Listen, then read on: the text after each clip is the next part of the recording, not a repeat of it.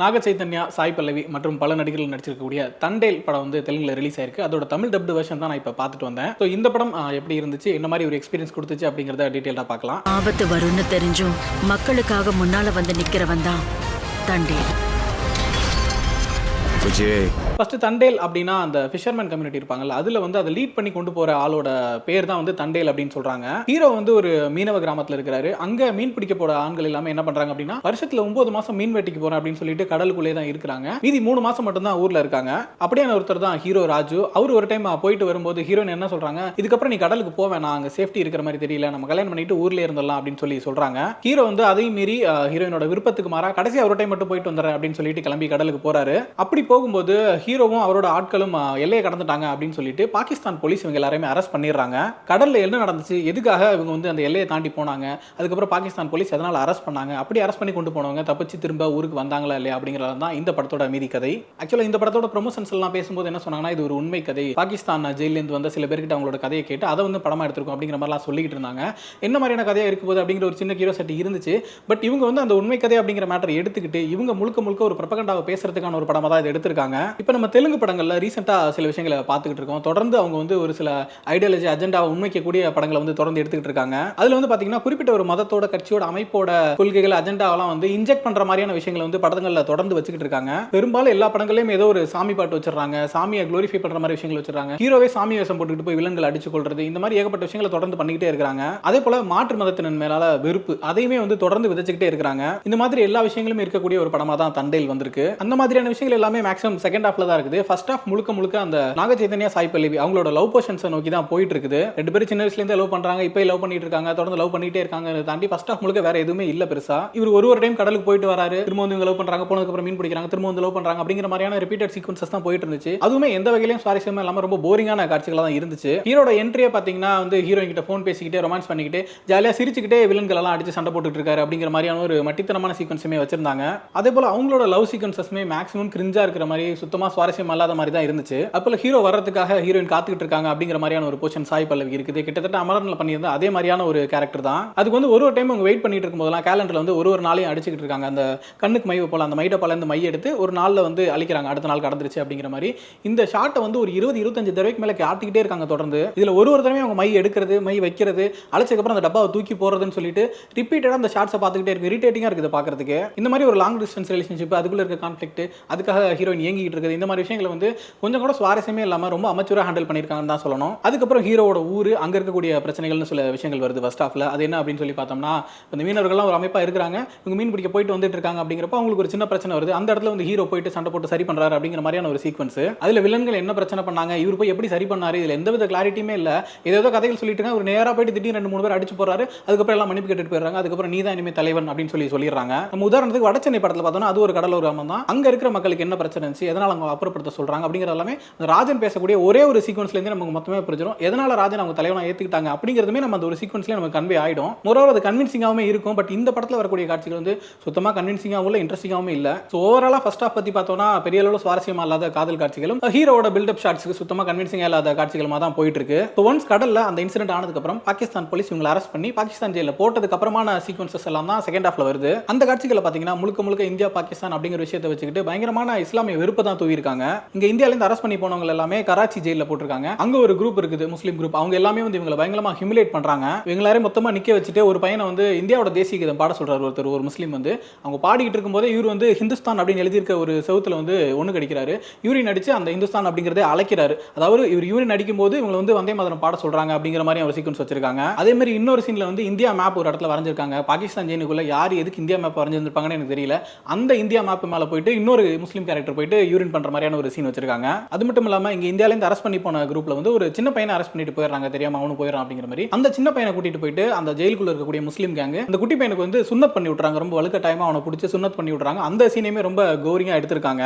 இந்த மாதிரி second half முழுக்கவே பாகிஸ்தான்ல இருக்கவங்களையும் இஸ்லாமியர்களையுமே ரொம்ப தப்பானவங்களா, அருவருப்பானவங்களா காட்டுற மாதிரியான நிறைய சீக்வன்சஸ் வச்சிருக்காங்க. இது எல்லாமே எதுக்காக அப்படின்னு சொல்லி பார்த்தோம்னா, இங்க இருக்க மக்களுக்கு வந்து ஒரு தேசப்பற்று உணர்வை தூண்டணும். பாத்தீங்களா நம்ம மக்கள் அங்க போயிட்டு எவ்வளவு கஷ்டப்படுறாங்க, அவங்க எவ்வளவு நம்மளை துன்புறுத்துறாங்க பாத்தீங்களா, நம்ம வந்து இந்தியர்களை வந்து எழுந்து நிக்கணும் அப்படிங்கிற மாதிரி இன்னும் தூண்டணும் அப்படிங்கிறதுக்காக தான் இந்த காட்சியிலையும் வச்சிருக்காங்க. அடுத்ததான் இந்த படத்துக்குள்ள பொலிட்டிக்கலாமே சில விஷயங்கள் வருது. இந்த இந்திய கைதிகளை வந்து பாகிஸ்தான் அரசாங்கம் வந்து ஒரு கட்டத்தில் வந்து ரிலீஸ் பண்ணலாம் அப்படிங்கிற முடிவு எடுக்கும்போது அந்த டைம்ல தான் இந்த காஷ்மீர் பிரச்சனை வருது. காஷ்மீர் கான சிறப்பு அந்தஸ்து வந்து ரத்து செய்யப்படுற சிச்சுவேஷன் அப்பதான் நடக்குதுன்றப்போ அங்க பாகிஸ்தான்ல திரும்ப கலவரம் உருவாகிருங்கிற மாதிரியான சிச்சுவேஷன் வருது. அதனால அவங்க வெளியில விட முடியல அப்படிங்கிற காட்சிகள் வருது. அந்த இடத்துல பாத்தீங்கன்னா நம்மளோட பொலிட்டிஷியன்ஸுமே நம்ம சில பேரை பார்க்குறோம்.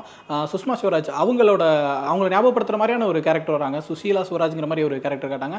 இன்னொரு டிவி நியூஸ் போயிட்டு இருக்கு. அதுலயுமே அமித்ஷா வந்து பேசிட்டு இருக்காருன்ற மாதிரி விஷுவல்ஸ் பார்க்குறோம். இந்த மாதிரி கட்சி சம்பந்தப்பட்ட சில பொலிட்டிக்கல் விஷயங்களுமே இந்த படத்துக்குள்ள ஆட் பண்ணியிருக்காங்க. சரி, பொலிட்டிக்கலா ஒரு அஜெண்டாவோட தான் இந்த படத்தை எடுத்திருக்காங்க. அந்த மாதிரி விஷயங்கள் நமக்கு பெருசா கன்வின்சிங்கா இல்ல, உடன்பாடும் இல்லை அப்படின்னாலும் ஒரு சினிமாவா இது எங்கேஜிங்கா இருக்கா, என்டர்டெய்னிங்கா இருக்கா அப்படின்னு சொல்லி பார்த்தோம்னா சுத்தமா இல்லை அப்படின்னு தான் சொல்லி ஆகணும். நான் ஏற்கனவே சொன்ன மாதிரி ஃபர்ஸ்ட் ஆஃப் முழுக்க ரொம்ப யூஸ்வலான நம்ம பல படங்கள்ல பார்த்த மாதிரியான கிரிஞ்சான காதல் காட்சிகளும் சும்மா சாதாரணமான வந்து ஹீரோ பில்டப் காட்சிகளும் வச்சு தான் நகர்ந்துட்டு இருக்கு. அதுல பெரிய சுவாரஸ்யம் எதுவுமே இல்ல. அதே போல அந்த கடல்ல நடக்கிற சீக்வன்ஸா இருக்கட்டும், அதுக்கப்புறம் அரெஸ்ட் பண்ணி ஜெயிலுக்கு கூட்டிட்டு போன நடக்கிற சீக்வன்ஸா இருக்கட்டும், அதுல வந்து அஜெண்டாவை தவிர்த்து வேற எதுவுமே இல்லங்கிற மாதிரி தான் இருக்குது. ஒரு காட்சி கூட சுத்தமா கன்வின்சிங்காவே இல்ல. உதாரணத்துக்கு இந்த காஷ்மீர் சிறப்பு அந்தஸ்து ரத்து செய்யப்பட்டப்ப பாகிஸ்தான்ல ஒரு கலவரம் நடக்குது அப்படிங்கிற மாதிரி ஒரு சீக்வன்ஸ் வருது. அந்த கலவரத்தை தான் இந்த மக்கள்லாம் மாட்டிக்கிறாங்க ஒரு வேன்ல அப்படிங்கிற மாதிரி. அந்த வேனை உடைச்சிட்டு ஹீரோ வெளியில வராரு, கண்ணாப்பண்ண ரெண்டு பேரும் அடிச்சு போறாரு. அதுக்கப்புறம் காணாம போயிறாங்க. எங்கடா பார்த்தா திரும்ப வந்து ஜெயிலே வந்து சரண்டர் ஆகுறாங்க. நாங்க என்ன தப்பு பண்ணிட்டா வந்தோம், தவறி வந்துட்டோம், அதனால நாங்க வந்து ஓடிலாம் போக மாட்டோம் அப்படிங்கிற மாதிரி வந்து சொல்றாரு. முதல்ல அந்த கலவரத்துல எப்படி தப்பிச்சாங்க, எப்படி இந்த இடத்துக்கு வந்தாங்க, அதெல்லாம் உங்களுக்கு தெரிஞ்ச ஊரா பாகிஸ்தான் அப்படிங்கிறது எதை பத்தின எந்த டீடைலும் இல்ல. ஒரு சீக்வன்ஸ் கூட மருந்துக்கும் லாஜிக்கும் இல்லாம கன்வின்சிங்கா இல்லாம இஷ்டத்துக்கு எடுத்து வச்சிருக்காங்க. உலக மேப்ல பாகிஸ்தானே இல்லாம போய் எங்க எண்ணத்தை கேவலப்படுத்தினா ராஜாளி அம்மனுக்கு ரத்த அபிஷேகம் தான். அதே போல ஹீரோ எப்போ வருவாருன்னு சொல்லிட்டு ஹீரோயின் வெயிட் பண்ணிட்டு இருக்கதா இருக்கட்டும், அவங்க சில போராட்டங்கள்லாம் பண்றாங்க. அவங்க சைட்லேருந்து சில விஷயங்கள்லாம் இன்புட்ஸ் எடுத்து போயிட்டு எப்படியாச்சும் வெளியில கொண்டு வந்துடலாமா ட்ரை பண்ணிட்டு இருக்காங்கன்ற மாதிரியான சில காட்சிகள் வருது. அதுவுமே நமக்கு பெரிய அளவு எந்த சுவாரஸ்யம் கொடுக்காது, ரொம்ப போரிங்கான காட்சிகளாக தான் இருந்துச்சு. இன்னொரு கட்டத்துக்கு மேலே போனோம்னா ஒரு ஸ்டேஜ் எல்லாம் செகண்ட் ஆஃப் முடிகிற டைம்லாம் என்னப்பா இழுத்துக்கிட்டே இருக்கீங்க, எப்பதாப்பா முடிப்பீங்கிற ஒரு மோடு தான் கிரியேட் பண்ணிருச்சு. இப்படி கொஞ்சம் கூட சுவாரஸ்யமே இல்லாத, எங்கேஜிங்கா இல்லாத ஒரு படத்தை எடுத்து வச்சுட்டு அதை வந்து மக்கள் தலையில் கட்டுறது அப்படிங்கிறது வந்து எப்படி புரிஞ்சுக்கிறேனே தெரியல. இன்னும் சொல்லப்போனால் இதில் வந்து இந்த தேசபக்தி, கடவுள் நம்பிக்கை இந்த மாதிரியான விஷயங்கள் இருக்கிறதுனால அதுக்காகவே இப்போ மக்கள் வந்து இந்த படத்தை பார்க்கணும் அப்படிங்கிற மாதிரியான ஒரு பேச்சுக்களுமே எழுறதுக்கு வாய்ப்பு இருக்கு. நீங்களே வச்சு பாருங்களேன், இந்த புஷ்பா படத்தோட கிளைமேக்ஸ்ல வந்து ஹீரோ சாமி கெட்டப்ல வந்து எல்லாருமே அடிக்கிறாரு, வாயிலே கடிக்கிறாரு அப்படிங்கறனால அது கிரிட்டிசைஸ் பண்றதுக்கு ஒரு சிலருக்குலாம் பயமா இருந்திருக்கும். சாமியை தப்பா பேசுறியா, சாமியை பத்தி ஏதாவது விமர்சனம் பண்றியா அப்படிங்கிற மாதிரியான கேள்விகள் வந்துருமோன்ற ஒரு பயமே உருவாகுது. அப்படி இந்த கடவுள் நம்பிக்கை, தேசப்பற்று இந்த மாதிரியான விஷயங்களை வச்சுக்கிட்டு இவங்க தொடர்ந்து அவங்களோட ப்ரொபகண்டா பரப்புறதுக்கு மட்டும் ரொம்ப முக்கியமான படங்களை தான் எடுத்துக்கிட்டு இருக்காங்க. அதுக்கு நீங்க சாமி பாட்டே வைக்க கூடாதா, திருவிழா சம்பந்தப்பட்ட விஷயங்களே வரக்கூடாதா அப்படின்னு கேட்டீங்கன்னா, உதாரணத்துக்கு சுப்பிரமணியபுரம் படத்தை எடுத்துக்காங்க. அதுல வந்து இந்த மதுரை குழுங்க பாட்டு ஒன்று இருக்கும். அதுவுமே கிட்டத்தட்ட சாமி படம், திருவிழா சாங் தான். அந்த சாமியை வந்து எடுத்துட்டு வந்து வைக்கிறது, அவங்களோட கல்ச்சுரல் ஆக்டிவிட்டிஸ் என்ன இருக்குது, அவங்களோட பண்பாடு எப்படி இருக்குது, அங்க இருக்க மக்களோட செலிப்ரேஷன் என்னவா இருக்குது, அதுக்கு நடுவில் இருக்க சின்ன சின்ன காமெடியான விஷயங்கள் என்ன, இது எல்லாத்தையும் அந்த லேண்ட்ஸ்கேப்பை வந்து கவர் பண்ற மாதிரியான விஷயங்கள் தான் அந்த பாட்டில் இருக்கும். மற்றபடி அது வந்து கடவுளை க்ளோரிஃபை பண்றது, வந்து ஹீரோவே கடவுள் அவதாரம் எடுத்து வரது, அந்த மாதிரி விஷயங்கள் எதுவுமே அதுக்குள்ள இருக்காது. அப்படியான விஷயங்களை நம்ம அக்செப்ட் பண்ணிக்கலாம். பட் இவங்க என்ன பண்றாங்க அப்படின்னு சொல்லி பார்த்தீங்கன்னா, ஹீரோ கடவுள் அவதாரம் எடுக்கிறாரு அப்படிங்கிற விஷயத்துக்காக தான் இந்த பாட்டை வைக்கிறாங்க. மொரோவர் அந்த சாங் வைக்கிறப்ப பார்த்தீங்கன்னா நிறைய அந்த உடுக்க சத்தம்லாம் வந்து கிட்டத்தட்ட தியேட்டரில் இருக்கவங்க வந்து அவங்களுக்கு சாமி வந்து ஆட ஆரம்பிச்சிடணும் அப்படிங்கிற இன்டென்ஷனில் தான் இந்த பாட்டை வைக்கிற மாதிரி தான் இருக்கு. ஸோ தொடர்ந்து இந்த மாதிரி கடவுள் நம்பிக்கை, தேசப்பற்று மாதிரியான விஷயங்களை படத்தில் வந்து திணிச்சுக்கிட்டே இருக்கிறதுனால என்ன நடக்கும் அப்படின்னா, இந்த மாதிரி படங்கள் நம்ம விமர்சிக்க முடியாதுங்கிற சிச்சுவேஷனுக்கு தான் வரும். ஓ, என் கடவுளை பற்றி தப்பா பேசிட்டியா, என் நாட்டை பற்றி தப்பா பேசிட்டியா அப்படிங்கிற மாதிரியான கொஸ்டின்ஸ் தான் நமக்கு எதிரில் வர ஆரம்பிக்கும் அப்படிங்கிறது தான் இந்த விஷயங்களோட ஆபத்து. அடுத்ததாக பர்ஃபார்மன்ஸ் பற்றி பார்த்தோம்னா நாகச்சைத்தன்யா பற்றி பேசலாம். நான் இப்போ தான் ஃபர்ஸ்ட் டைம் அவரோட படம் பார்க்குறேன். இதுக்கு முன்னாடி பார்த்ததில்ல. ரொம்ப அமெச்சூரான புவரான ஒரு பர்ஃபார்மன்ஸ் தான், எனக்கு சுத்தமாகவே பிடிக்கல. ஏதோ இந்த பசங்களாம் சேர்ந்து ஷார்ட் ஃபிலிம் எடுக்கும்போது கொஞ்சம் ஆர்வக்குள்ளாராக இருக்க பையன் ஒருத்தர் நடிப்பால், அந்த மாதிரியான ஒரு நடிப்பு தான் அவர்கிட்ட வெளிப்பட்ட மாதிரி இருக்குது. எப்படி அவர் அங்கே ஒரு பெரிய ஆக்டராக இருக்காருங்கிற பற்றி எனக்கு சுத்தமாகவே ஐடியாவே இல்லை. அடுத்ததாக சாய் பல்லவி ஓரளவுக்கு நல்லா தான் நடிச்சிருக்காங்க. எப்படி சொல்றேன்னா, கிட்டத்தட்ட அமரல்ல நடிச்ச அதே மாதிரியான கேரக்டர், அதே மாதிரியான பர்ஃபார்மன்ஸ் தான். அதை தாண்டி குறிப்பிட்டு சொல்ற மாதிரியான விஷயங்கள் எதுவுமே இல்லை. மோரோவர் அந்த காதல் காட்சிகளில் இருக்கிற இன்டென்ஸ் நமக்கு பெருசாக கடத்தப்படாதனால அவங்களோட பர்ஃபார்மன்ஸ் எதுவுமே நமக்கு பெருசாக கன்வின்சிங்காகவே இல்லை. அடுத்ததாக இதில் நம்மளோட தமிழ் ஆர்டிஸ்ட் சில பேர் நடிச்சிருக்காங்க. நம்மளோட ஆடுகளம் நரேன், அப்புறம் கருணாகரன், இவங்க ரெண்டு பேருமே முக்கியமான கேரக்டர்ஸ் பண்ணியிருக்காங்க. ரொம்ப நல்லா நடிச்சிருக்காங்க. ஆனால் அவங்க இந்த படங்கள் நடிக்கணும் அப்படிங்கிற ஒரு கேள்வியுமே எழுது. ஏன்னா ரெண்டு பேருமே சென்சிபிளான ஆர்டிஸ்ட் தான். இங்க இருக்க பொலிட்டிக்கல் கிளாரிட்டியோட இயங்கக்கூடிய இயக்குநர்களோட படங்கள் எல்லாம் நடிச்சிருக்காங்க ரெண்டு பேருமே. அப்படி இருந்தும் இந்த மாதிரி ஒரு அஜெண்டாவுக்காக எடுக்கப்படுற படத்தில் இவங்க ஏன் நடிக்கணும் அப்படிங்கிற கொஸ்டின் தான் வருது. ஏன்னா இந்த மாதிரி நமக்கு பரிச்சயமான நடிகர்கள் நிறைய பேர் இந்த படங்களை நடிக்கும்போது அந்த படம் நமக்கு ஒரு சின்ன ரிலேபிலிட்டியை கொடுக்குது. அந்த மாதிரி விஷயங்களுக்காக தான் நம்ம தமிழ் நடிகர்களுமே அவங்க யூஸ் பண்றாங்க. பட் இங்க இருக்கக்கூடிய நடிகர்கள் அந்த படத்தோட இன்டென்ஷன் என்ன, அது பேசக்கூடிய விஷயம் என்ன அப்படிங்கறதெல்லாம் கொஞ்சம் யோசிச்சு அந்த அவேர்னஸோட தான் அந்த படங்களை சூஸ் பண்ணணும் அப்படிங்கறதா என்னுடைய கருத்து. நீங்க கேட்கலாம், தமிழ்நாட்டில் இந்த படத்துக்கு பெரிய அளவு ஹைப்லாம் இல்ல, பாசிட்டிவ் ரிவ்யூஸும் பெருசா வரப்போறது இல்ல, மக்களுமே இதை இக்னோர் பண்ணிடுவாங்க, பெரிய அளவு கண்டுக்க போறது இல்ல, எதுக்கு இதை எடுத்து இவ்வளவு தூரம் பேசணும் அப்படிங்கிற மாதிரி. கரெக்ட் தான், இந்த படம் பெரிய அளவுலாம் ஓடாது தான். பட் இவங்களோட இன்டென்ஷன் என்ன அப்படின்னா, இதை தொடர்ந்து பண்ணிக்கிட்டே இருக்க போறாங்க. ஒரு லாங் டர்ம் கோல் வச்சு தான் இதை பண்ணிட்டு இருக்காங்க. இதை நார்மலைஸ் பண்ணிட்டு இருக்காங்க. எடுத்துக்கிறாங்க. இந்த மாதிரி விஷயங்களை வந்து தமிழ் சினிமாவில் டேரெக்டாக பண்ண முடியல. ஸோ தெலுங்குல எடுத்து, கன்னடத்தில் எடுத்து, தமிழ் டப்பிங் வரும்போது அதை வந்து ஒரு நார்மலைஸ் பண்ணிட்டு இருக்க ஒரு மெத்தடாக தான் இந்த படங்களை நான் பார்க்குறேன். இப்படியான படங்கள் தொடர்ந்து எடுத்துக்கிட்டே இருக்கும்போது அதில் ஏதோ ஒரு படம் இங்கே கிளிக் ஆயிடுச்சுன்னா அதுக்கப்புறம் நேரடி தமிழ் படமே அந்த மாதிரி எடுக்க ஆரம்பிச்சிருவாங்க. அப்படியான ஒரு லாங் டேர்ம் ப்ராசஸை மைண்டில் வச்சு தான் இந்த மாதிரி சின்ன சின்ன மூவ்மெண்ட்ஸ் வந்து பண்ணிட்டு இருக்காங்க. நிச்சயமா அது பின்னாட்களில் பார்த்தீங்கன்னா சொசைட்டிலையும் சரி, பாலிடிக்ஸ்லையும் சரி ஒரு பெரிய இம்பாக்டை கிரியேட் பண்ணும். அதனால தான் சொல்கிறேன், அப்படி பின்னாடி ஒரு விஷயம் பெருசாக நடக்கும்போது இதோட ஆரம்ப கட்டங்களில் நம்மளும் ஒரு பார்ட்டாக இருந்துட்டோமே அப்படின்னு சொல்லிட்டு தமிழ் நடிகர்கள் ஃபீல் பண்ணிரோ ரெக்ரெட் பண்ணிரோ கூடாது. அதனால நீங்கள் சூஸ் பண்ணக்கூடிய தெலுங்கு கன்னட படங்களில் வந்து அதோட இன்டென்ஷன் என்ன அப்படிங்கிறத யோசிச்சுக்கிட்டு கமிட் ஆகுங்க. சாய் பல்லவி பற்றியுமே சொல்லி ஆகணும். அவங்களும் நம்ம தமிழ் ஆர்டிஸ்டாக தான் பார்க்குறோம். பட் அவங்க தொடர்ந்து அந்த மாதிரி படங்களை தான் நடிச்சிட்டு இருக்க மாதிரி தெரியுது. அமரனும் ஒரு வலதுசாரி சிந்தனை முன் வச்சு ஒரு படமாக தான் இருந்துச்சு. இந்த படத்துல அதே மாதிரி பிரச்சனைகள் இருக்குது. அடுத்து ராமாயணா படத்தில் நடிக்கிறாங்க.